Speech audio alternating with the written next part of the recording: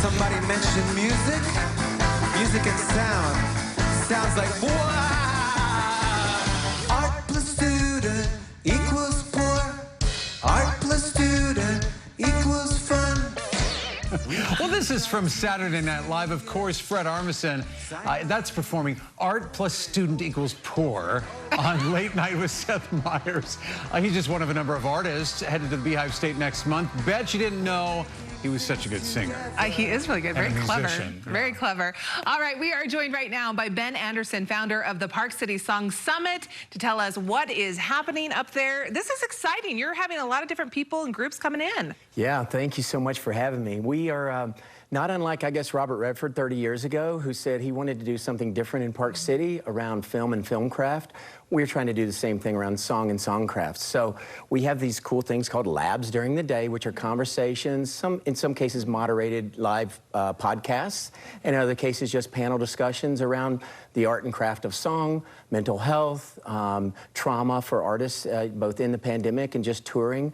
And we have an array of people that will be speaking day, and then at night those same people will collaborate in venues up and down Main Street. So it's something we've been planning for a long time with a lot of headwinds over the last 2 years. Right. So we're excited to finally bring this to the world in 3 weeks. I love that cool Park idea. City is where it's coming. I mean, to have all that talent here at one time would be amazing. Well, it was really cool that Time Magazine said that Park City was one of the top 50 destinations in the world this year. Ooh. And they mentioned Little Park City Song Summit in that article. Oh, there you So go.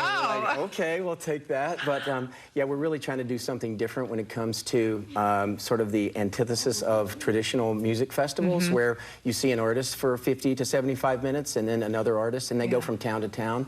It's really a respite for them and their families, even their management teams, to come. We invite them to be artists in residence, to be there and to enjoy the mountains and to, go on guided hikes. We have morning yoga, morning meditation.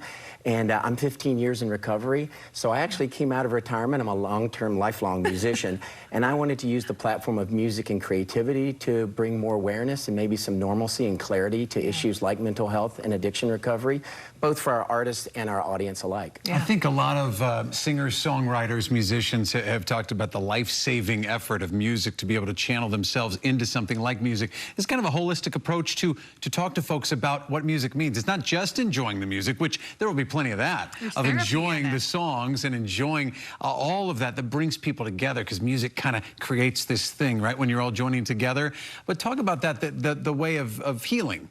Right, so there's a power in connection, there's power in community. And so artists are constantly not connected because they're on the road, they're away from their families, and they go to a different audience each night. And so that connection that we can have during the day, where they can actually speak to one another, speak to the audience, and we get to learn more about who they are as humans and the things that drive them, the things that are interesting to them, whether it's comedy from Fred Armisen or a 70-year career by Mavis Staples or Bonnie Light Horseman and Rising Appalachia, about the things that they do outside of music that are things that help with their creativity within music. So yeah, we believe that the audience can be truly inspired by these conversations during the day, and then they get to see these same artists collaborate at night. I love that, and there's a lot of that collaboration happening when artists get a chance to talk to each other.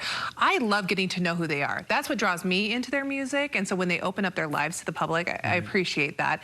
Tell us who else is going to be coming, and can the public come and participate? Yeah, how do we do it? 100%. You can go to parkcitysongsummit.com, and you can go to where our labs are. There's a tab that says labs. Those are our moderated conversations and live podcasts, and you can have single-day tickets to those that you can go from tent to tent. There's 3 different really cool tents up at Deer Valley, at the Deer Valley Lodges, and so the different labs will be going on, and you can go from tent to tent and hear what you'd like during the day.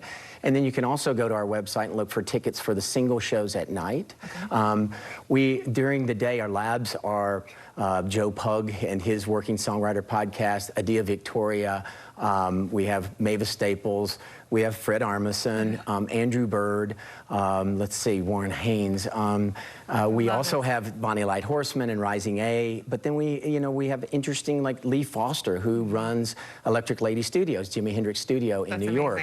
Wow. Sounds like an immersive experience. With all the Comic Cons out there and Sundance, this is the immersive music experience. And here's what I love too. I love that these artists feel comfortable that Park City is a safe space for them, that they can be themselves and go out and enjoy what we have to offer here. here, which is great. Yeah, I was just on the East Coast with some of our artists at Newport Folk, and some of them were like, we love Park City, we can't wait to get back, and some were like, we've never been, we can't wait to come. Oh, just wait, they're going to love it. Yeah. Well, Ben, thank you so much for bringing this to our attention, and if you want the information, we'll have it on our website, ksltv.com.